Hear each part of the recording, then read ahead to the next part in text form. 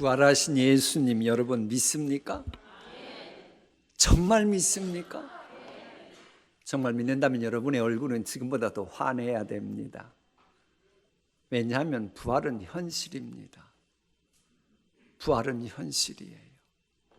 그러므로 내가 예수 그리스도의 지체가 분명하다면 예수님 부활하셨으니 나도 부활한 것이고, 그래서 참으로 힘들고 어려운 현실이 나를 있어도 요건 이미 극복되었다라고 하는 확신을 갖게 되는 거, 그게 부활신앙입니다. 우리가 부활주일 지키고 있습니다만 이건 단순한 감상이 아니고 낭만도 아닙니다. 따라합시다. 부활은 현실이다. 우리가 오늘 찬양을 예수님 사셨다라고 하는 사셨네, 부활하셨도다, 요걸 계속 찬송했습니다마는 요것은 우리나라 말로는 과거형인데 성경적으로는 예수님 부활하시고 나서 지금까지 계속 사신다라고 하는 완료형입니다.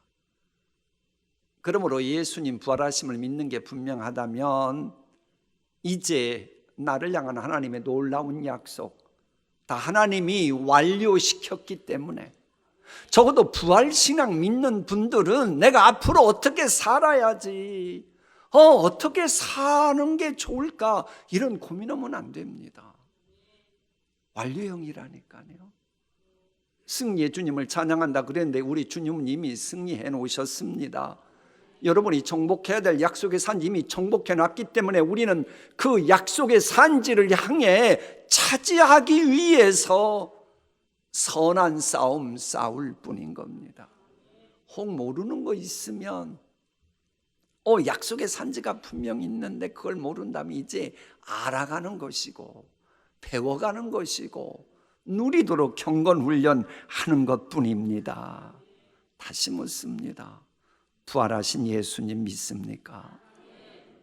그렇다면 부활하신 예수님 믿는 게 분명하다면 여러분은 이미 여러분을 향한 놀라운 하나님의 약속도 본격적으로 시작된 겁니다.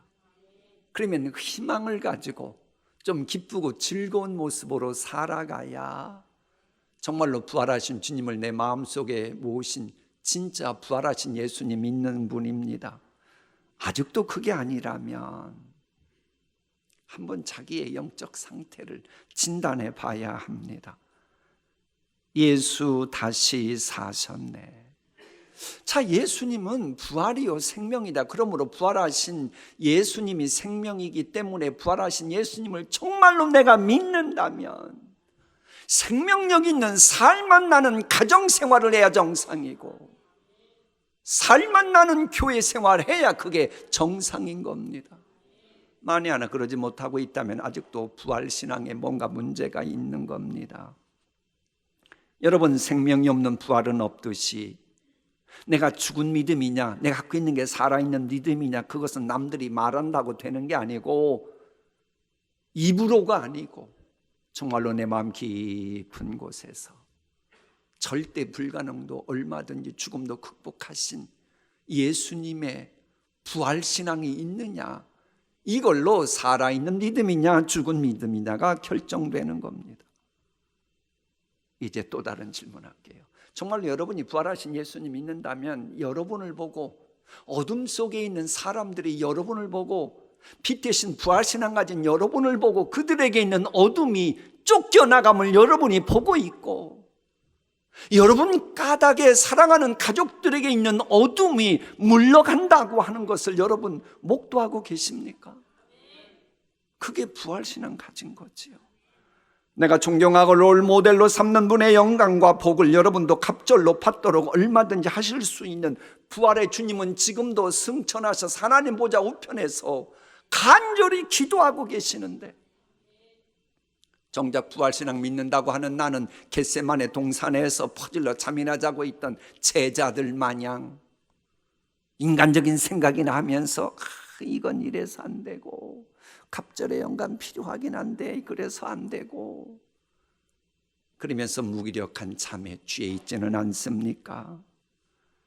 근본은 괜찮았는데 저주를 받아 매사 뒤틀리고 손대는 일마다 되는 것이 없이 호되만 멀쩡한 쭉정이 여리고 같은 인생들이 있어요. 그들도 근본적으로 치유하시려고 부활하신 예수 그리스도 믿도록 여러분이 섬겨야 되는데, 정작 그렇게 쓰임받을 나 자신조차도 그 사실을 제대로 받아들이지 못하고 여전히 나 자신을 부인하지 못하고 내 생각을 하면서 살아간다.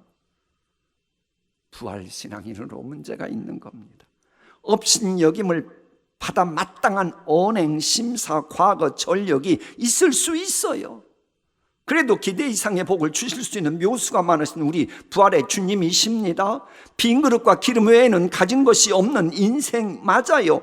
그래도 내가 하나님을 아버지라고 부를 수 있도록 감화 감동하시는 성령님의 기름으로 내가 얼마든지 주께서 허락하신 비전 따라 내가 만들 수 있도록 주님이 다 이루신 부활의 주님, 그분이 지금도 여러분의 마음 문을 두드리고 계신데도 나는 여전히 세상적인 생각이나 하면서 마음 문을 꽝 닫아놓고 마음 문 열기를 주저하고 있지는 않습니까? 부활의 주님 좋다. 그러나 내 마음은 못 들어옵니다. 곤란한 거예요. 부지불식간에 내 영혼과 가정과 생업에 퍼져가는 독이 아무리 맹독이라고 해도 얼마든지 제거하실 수 있도록 우리 주님이 모든 것 다 이기시고 부활하셨는데, 그리고 지금 이 순간에도 이 자리에 나타나셨는데도 내 영혼은 외면한 채 엉뚱한 세상적인 생각만 하고 있지는 않습니까? 진실로 겉은 화려하고 이력은 대단한데 속으로 썩어 들어가는 나만 같은 한센신병 같은 고질적인 문제가 있을지라도 부활의 주님은 얼마든지 깨끗하게 하실 수 있는 분이십니다. 이런 부활의 주님을 믿는 것만큼 엘리사의 하나님이 나의 하나님이요 롤모델이 가졌던 그 영광과 복을 내 것으로 만들 수 있다고 하는 이 경험 세계로 진입하는 겁니다. 일본의 유명 인사로는 최초로 일본이 한국 침략한 것에 대해서 공개적으로 사과했던 분이 가가와 토요히코라고 하는 분인데, 이제 우리나라 어른들에게는 하천풍원으로 알려졌지요. 이분은 일본뿐만 아니라 전 세계적으로 성자 소리 듣는, 그래서 불신자들조차도 슈바이처 깐디와 함께 세계 3대 성자라고 추앙받는 말 그대로 코람데오 신앙인입니다. 그런데 이분이 했던 유명한 말이 있어요. 예수님께서 2000년 전에 유대인이었음을 내가 잊어버릴 정도로 예수님은 나와 함께 살아 계셔서 나는 늘 예수님 품 안에 안겨서 살아왔다. 이걸 우리에게 적용시키면 이런 얘기예요. 내가 갈 바를 알지 못했는데 우리 주님이 나와 함께 계셔서 믿음으로 살아가도록 인도하고 선한 목자가 되셨어요. 너무나도 주님의 은혜가 만극한 거예요. 그리고 나서 생각하니 아하, 아브라함의 하나님이 그러셨지. 그냥 아브라함의 하나님이 나의 하나님 되심을 경험한 거예요. 혈혈단신으로 내려와서 내가 아무것도 없었는데 우리 주님이 시마다 때마다 복을 주시고 그야말로 내가 전세 살고 월세 살던 쪽방쪽 살 때 있었던 그것조차 복이 되도록 만들어 주셨네.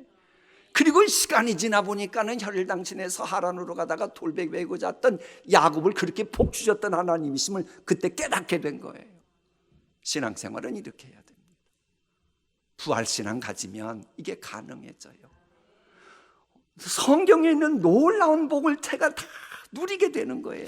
그때가 시간 지나면서 아하, 요거 모세가 누렸던 거고, 요거 기드온이 누렸던 거고, 베드로가 누렸던 거고, 아멘 할 때까지 바울이 누렸던 것이고, 슈바이처가 누렸던 것이고. 신앙생활은 이렇게 하는 겁니다. 정말로 부활의 주님을 정말로 믿는다면 부활의 주님의 지체인 나 역시 이런 은혜를 입어야만 되는 것입니다. 물론 부활하신 주님이 함께 하실 때 우리는 거룩한 도전을 그래서 하게 되는 거예요. 본래 부활신앙은 도전입니다. 도전은 생명 있는 자만이 누릴 수 있는 특권이에요. 저도 저것은 오늘 새벽 예배 인도하고 나서 잠시 머무는 동안 성령께서 주신 영감이라 막 졸지에 원고를 바꾸고 이제 여러분에게 말씀 전하는 겁니다. 세상 만사를 좌지우지할 비범한 두뇌 가졌을지라도 생명이 없으면 여러분 소용이 없는 겁니다. 아무리 여러분이 많은 거 갖고 누리고 있어도 아이디어도 있고 뭐 대단한 스펙 있고 그래도 생명 없으면 진가 발휘하지 못합니다. 생명이 있고서야 내게 있는 장점도 스펙도 기회도 가능성도 살아나고 그걸 만들어갈 수 있는 거예요. 정말로 내가 부활신앙이 있다면 나는 그동안 죽었기 때문에 생각지도 못했던 주님이 그때그때마다 보여주시는 만세전에 나를 위해 예배해 놓으신 놀라운 약속을 향해 내가 도전할 수 있게 되는 거예요. 그래서 부활신앙 가진 사람은 그 누구도 감히 감당을 못합니다. 부활신앙이 그런 거니까. 부활신앙은 도전하게 만드니까. 여러분 영적으로 내게 많은 성경 지식이 있고 약속이 성취될 가능성이 아무리 많아도 여러분 부활 생명이 없으면 바리새인들처럼 회덤에 회칠한 무덤에 갇힌 시신 같은 인생살이가 되고, 그러면 하나님께서 그를 위해 예비하신 놀라운 그동안 깔아놓은 보석들이 있는데 이게 다 정지가 돼요. 그러나 생명이신 온갖 불가능도 깨트리신 그 에너지가 충만한 부활신앙 가지면 이제 내게 있는 모든 것들이 에스겔서의 해골골짜기처럼 합력하여 놀라운 시너지 효과를 나타나고 그 어떤 어둠의 세력도 능히 물리칠 수 있는 강력한 군대가 되는 거예요. 이게 부활신앙입니다. 그래 여러분이 정말로 부활하신 주님을 믿는 게 분명하다면 한번 여러분이 댁에 가셔서 한번 그래 보세요. 주님이 내게 주신 복 리스트를 만들어 보세요. 그러면 부활신앙 가지면 이 모든 것이 합력해서 시너지 효과가 나타나고, 그럼 여러분도 생각지도 못했던 놀라운 역사가 비전이 여러분에게 보일 것이고 그것을 향해 나가게 될 것입니다. 그러나 생명이 없으면 하나님이 아무리 많은 복 주셔도 거기서 스톱하고 나면 나중에 녹이 슬고 나중에 썩어 들어가는 것입니다. 정말로 부활신앙이 분명하다면 우리를 괴롭히는, 그래서 온갖 종류의 두려움과 어둠과 불행이 쫓겨나는 거예요. 이런 놀라운 은총을 경험하게 하신 예수님이 부활하신 후에 어떤 일을 하셨습니까? 우리 함께 읽어봅니다. 예수께서 이르시되 와서 조반을 먹으라 하시니 제자들이 주님이신 줄 아는 고로 당신이 누구냐 감히 묻는 자가 없더라. 예수께서 가셔서 떡을 가져다가 그들에게 주시고 생선도 그와 같이 하시니라. 저 말씀 보면 우리 예수님을 비판하는 사람 무슨 웨이터야 뭐야. 아니 부활하신 예수님이 할 일이 얼마나 많으신데요. 역사상 전무후무한 그 쾌거를 이루시고 시간과 공간을 초월하신 분이 얼마나 할 일이 없으시면 제자들 배고프다고 밥이나 만들어 주시고 떡빵이나 갖다 주시고 생선도 구워서 주시고, 왜 그러셨을까요? 부활하신 주님과 섬김은 깊이 관계 있음을 대변하는 말씀입니다. 이 저 말씀이 기록된 배경을 알아야 돼요. 요한복음 전공한 전문가들에 의하면 이 요한복음이 기록될 당시에는 당시 초대교회들이 이제 부흥되기 시작합니다. 부흥됐다고 하는 얘기는 많은 사람이 몰려들기 시작했다는 얘기고, 많은 사람이 몰려들었다는 얘기는 각계각층의 사람들이 오다 보니 갈등도 자연스럽게 많아지게 된 거예요. 지금 교회 밖에서는 유대인들이 예수쟁이들 죽이겠다고 막 사울을 비롯해서 난리법석 떠는데, 로마 제국도 그러고 있는데 만일 그런 사이에 내부들끼리 부흥한다고 하면서 자기네들끼리 갈등 겪으면 교회는 망하는 겁니다. 위기의식이 느끼는 거예요. 그래서 우리가 무슨 일이 있어도 우리 예수님의 지상명령인 유언 같은 말씀인 유대 사마리아 땅끝까지 이르러 증인이 되어야 되는데 이러면 안 된다. 우리 하나가 되어야 된다. 그래서 섬김에 관한 말씀을 성령께서 감화감동시켜서 기록하게 하신 겁니다. 여러분, 요한복음 21장을 보면 사실 처음부터 마지막까지 예수님의 섬기심의 로드맵이라고 해도 과언이 아니에요. 그래서 성경을 보면 우리 예수님은 이 제자들과 관련해서 요모조모 생각하면서 심지어 제자들의 발을 씻기실 때 시간이 성만찬이었잖아요. 그것까지 기억나게 하시면서 예수님은 섬기시는 분이다 그러고 또다시 먹는 얘기 속에 섬기심을 보여주고 계신 겁니다. 그런데 예수님이 보여주신 섬김은 그저 된 게 아니고 섬김 받는 사람들과 관련된 공감이 있었기 때문에 그렇습니다. 그러니까 베드로를 비롯한 제자들이 디베랴 호수, 즉 갈릴리 호수에 가서 이 고기를 잡는데 고기를 아무리 밤새껏 해도 고기를 못 잡는 거예요. 뭐 그동안 통했던 방법이 전혀 고기 잡는데 먹히질 않는 겁니다. 그러니 지쳐가고 몸은 피곤하고 마음은 막 그냥 울적하고 앞은 막막하고, 그런 그들의 마음을 우리 예수님이 공감하시고 가셔서 여기다가 그물 내리면 고기 많이 잡는다, 그 얘기 하시는 거예요.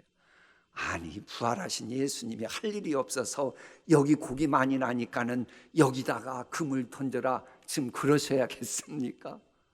그러나 공감하니까 그런 섬김이 가능했던 거예요.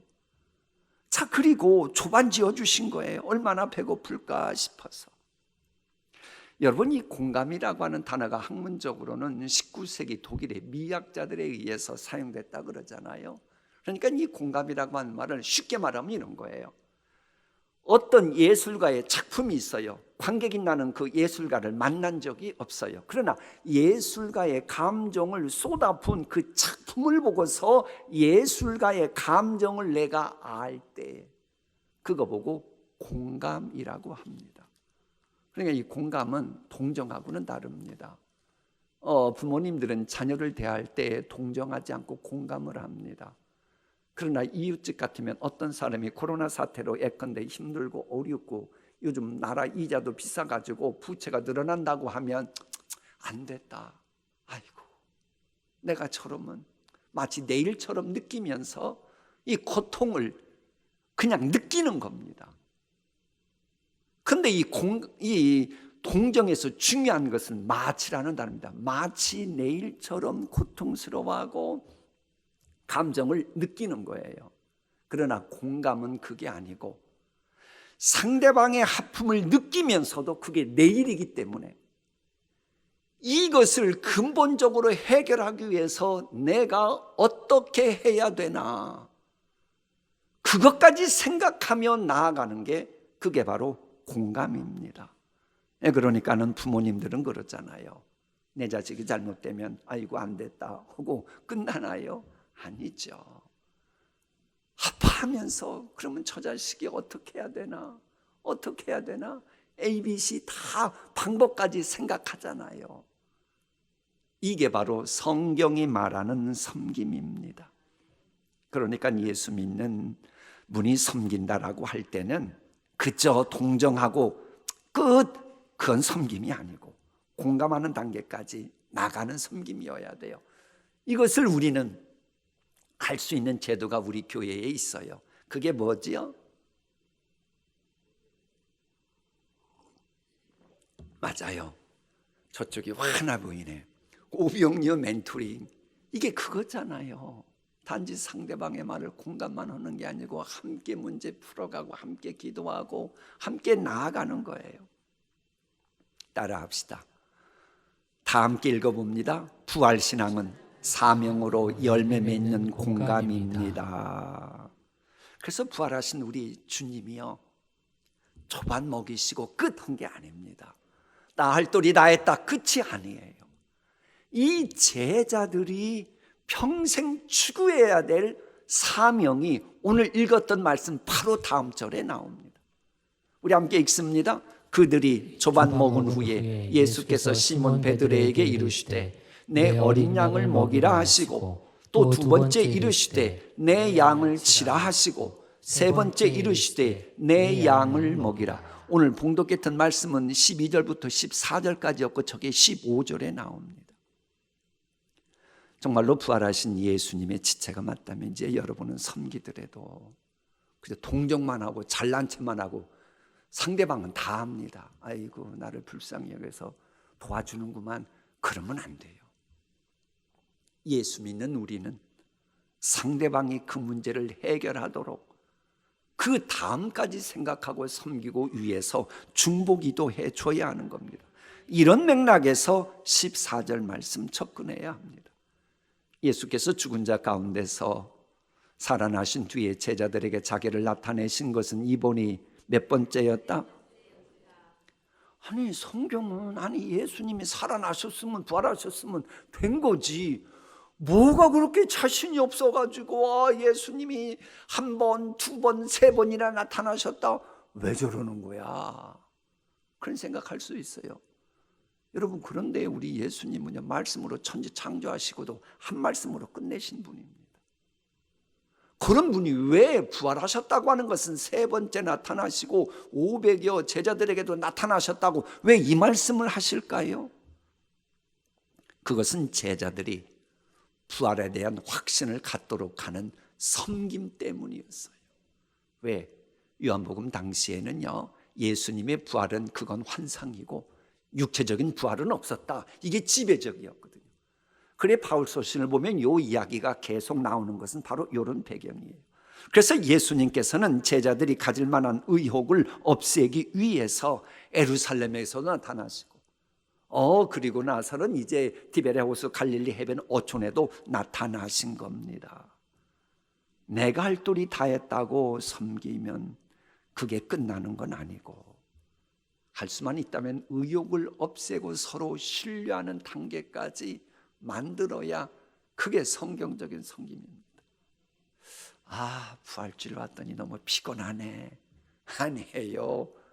성경적인 섬김은 이런 거예요. 이게 실은 성경 상식입니다. 불쌍히 여기고 뭘 도와주고 끝내는 건 성경적인 상식이 아니에요. 성경적인 상식의 섬김은 그 섬김의 대상이 그 고통에서 벗어나서 앞으로 어떻게 살아가야 될지 물에 빠진 사람 건져만 주지 말고 보따리까지 찾아줘서 살아가도록 하는 게 성경적인 섬김인 거예요. 그럴 때 하나님께서 은혜 베푸시고 그래서 놀라운 역사 허락하시는 겁니다. 그러니까는 이 성경을 보세요. 우리 기독교에 중요한 교리가 있어요. 성육신. 그런데 성육신 하셨을 때도 성경은 뭐라고 말해요? 섬기러 오셨다. 또 예수님의 십자가의 죽으심이 아주 중요한 교리입니다. 그런데 돌아가시기 전에도 성만찬 때에 제자들의 발을 씻기셨다. 또 겸손 섬김 얘기가 나와요. 자, 부활이 아주 중요합니다. 부활 얘기하시면서도 또 부활하신 주님이 섬기셨다. 이렇게 이어지는 거예요. 그러니까 정말로 내가 부활하신 예수님이 있는 게 분명하다면 그분은 섬기는 것이 몸에 체질화되어야 돼요. 아멘 않는 분들은 누구예요? 저 쳐다보지 말고 좀 아멘이나 좀 하세요. 그리고 그럴 때 실은 주님이 많이 힘실어 주십니다. 자 보세요. 부활하신 주님이 맨 처음 나타났던 대상이 누군지 혹시 기억하십니까? 막달라 마리아예요. 오늘 교회 학교 우리 아이들이 예수님의 시신이라도 섬기겠다고 이렇게 갔던 막달라 마리아를 비롯한 여인들에 관한 말씀을 지금 교회 학교 부서에서 공부할 거예요. 부활하신 주님이 맨 처음 나타났던 사람은 제자들이 아니었어요. 섬김을 실천했던 여인에게 부활하신 주님이 가장 먼저 가셔서 그에게 갑절에 베드로를 비롯한 제자들이 갖는 갑절에 놀라운 은총을 베푸셔서 부활의 증인 얘기 나오면 가장 먼저 등장하는 게 막달라 마리아예요. 복음서 가서 한번 읽어보세요. 하나님이 그렇게 힘실어 주신 것입니다. 부활의 신앙과 섬김이 서로 연결되어 있음을 기억하며 신앙생활할 때에 교회의 전설들의 영감과 롤 모델의 은총을 갑절로 체험할 수 있게 됩니다. 왜? 하나님이 이렇게 힘실어 주시니까. 다시 한번 읽어볼까요? 나를 믿는 자는 내가 하는 일을 그도 할 것이요 또한 그보다 큰 일도 하리니 이는 내가 아버지께로 감이라. 그보다 뭐한 일도 하리라? 큰 일도 하리.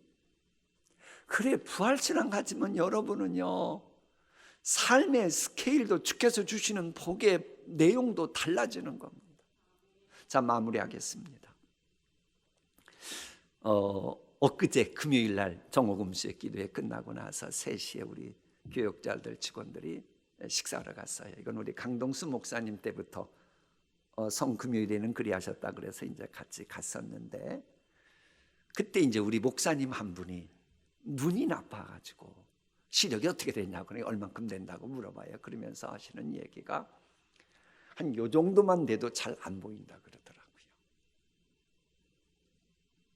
정말로 시력이 나쁘면 꽃이 있고 향기 나는 어떤 장미꽃이 있고 백합화 있고 카네션이 있고 이게 안 보여요. 이렇게 시력 나쁜 분은 갑자기 시력 좋아질 수 있는 방법이 있어요, 없어요? 있으면 꼭 저한테 알려주십시오. 그럼 그 목사님 좀 소개시켜드리고 싶어서. 지금까지는 갑자기 좋아지는 방법은 없어요. 그럼에도 불구하고 이 모든 것을 전혀 보지 못하는데 볼 수 있는 방법이 있어요. 안경을 끼는 겁니다. 안경 끼면 다 보여요. 영적 이야기 하려고 그러는 겁니다. 매주일 하나님께서 말씀하셔도 영안이 박지 못하면 어떤 말씀 주셔도 은혜 받지 못하고, 하나님이 어떤 비전 바라보라고 아무리 보여주셔도 바라보지 못해요. 교회 와도 아무런 은혜 받지 못한다니까요. 이래서 안 되고 저래서 안 되고 그래요. 갑자기 좋아할 수 있는 방법이 없어요. 그런 분은 딱 방법이 하나 있어요. 부활신앙의 안경을 끼면 이제 그 모든 것이 보여지기 시작해요. 왜? 부활하신 주님을 내가 믿으니 이제는 어떤 말씀 주셔도 불가능해 보이는 게 없어요. 그러면서 내가 지금 어디에 있는지를 알게 되고 내가 어느 방향으로 나아가야 될지를 알게 되고, 그래서 부활신앙의 안경을 끼면 무엇을 어떻게 해야 될지 분명히 내가 깨닫게 되는 거예요. 우중충한 번데기 같은 진지가족이 있어도 그가 나비처럼 기와 요초 같은 성경 말씀의 꿀을 취하는 진지가족 만들어야 되는 거 아닙니까? 그럼 여러분이 먼저 그렇게 부활할 수 있도록 부활신앙 가지셔야지요. 지저분해 보이는 애벌레 같다고 손가락질 받고 남들로 이마살 찌푸리게 하는 인생 있는 건 맞아요. 어떡하겠어요. 그러나 그가 만일 애벌레가 변해서 매미가 되어 실록이 우거진 숲에서 노래 부르는 것처럼 아무리 남들 보기에 정말 손가락질 받는 그런 인생이라고 해도 그의 입에서 주님의 능력과 위대하심을 노래할 수 있다면 좋은 거 아닙니까? 적어도 여러분이 가족들에게 그렇게 섬겨야 되는 거 아닙니까? 그러면 이거 할 수 있는 것은 다른 방법이 없어요. 부활신앙 갖는 것밖에 없어요. 말랐던 뿌리라서 농부에게 기쁨을 주지 못하고 보는 사람들에게 기쁨을 주지 못하는 열매 없는 인생일지라도 부활신앙 가진 여러분으로 인해서 그분들의 삶 속에 언제부턴가 백합화 같은 가시밭대 백합화처럼 향기를 토하고 예수 향기 날리고 소망의 행복 내딛도록 하면 좋은 거 아닙니까? 여러분 그리하도록 여러분 좀 이제부터 오늘부터 좀 도전해 보세요. 부활신앙 가지면 할 수 있어요. 왜? 부활신앙은 도전이기 때문에.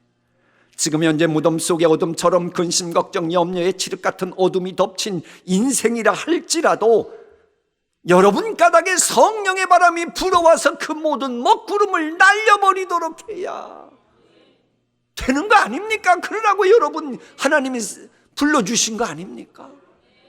그러려면 부활신앙 가져야지요. 사탄 마귀에게 농락당하고 있는 인생이 분명히 있을지라도 여러분 까닭에 더 이상 사탄 마귀에게 농락당하지 않고 유린당하지 않도록 쓰임받아야 됩니다. 어쩌다 되겠지라고 하는 막연한 속삭임에 미혹되어 정신 나간 사람처럼 신앙생활하게 만드는 사탄의 수면제 먹은 심령일지라도 맑은 정신 가지고 성경 상식이 통하는 건강한 신앙생활하도록 여러분이 좀 쓰임 받아야 합니다. 이제는 좀 한 단계 업그레이드 돼야 돼요. 부활신앙이 나의 감격, 나의 기쁨으로 끝나지 말고 부활신앙 가진 나로 말미암아 예수님의 부활이 그리했던 것처럼 나도 좀 남이 그렇게 살만나게 좀 가정생활, 교회생활 할 수 있도록 여러분이 섬겨야 됩니다. 그럴 때 주님이 영광 받으시는 겁니다. 부활하신 주님께 영광 돌려야 되지 않겠습니까? 아무쪼록 우리 주님 영광 받으실 수 있도록 부활신앙으로 나도 변화되고 가족 친지도 변하고 교회 형제자매들도 변하고 이렇게 한 단계 올라가는 우리 교회가 되었으면 좋겠습니다. 자, 오늘의 말씀을 다 함께 읽어봅니다. 예수께서 그들에게 말씀하셨다. 와서 아침을 먹어라. 예수께서 가까이 오셔서 빵을 집어서 그들에게 주시고 이와 같이 생선도 주셨다. 예수께서 죽은 사람 가운데서 살아나신 뒤에 제자들에게 자기를 나타내신 것은 이번이 세 번째였다. 여러분은 몇 번째입니까?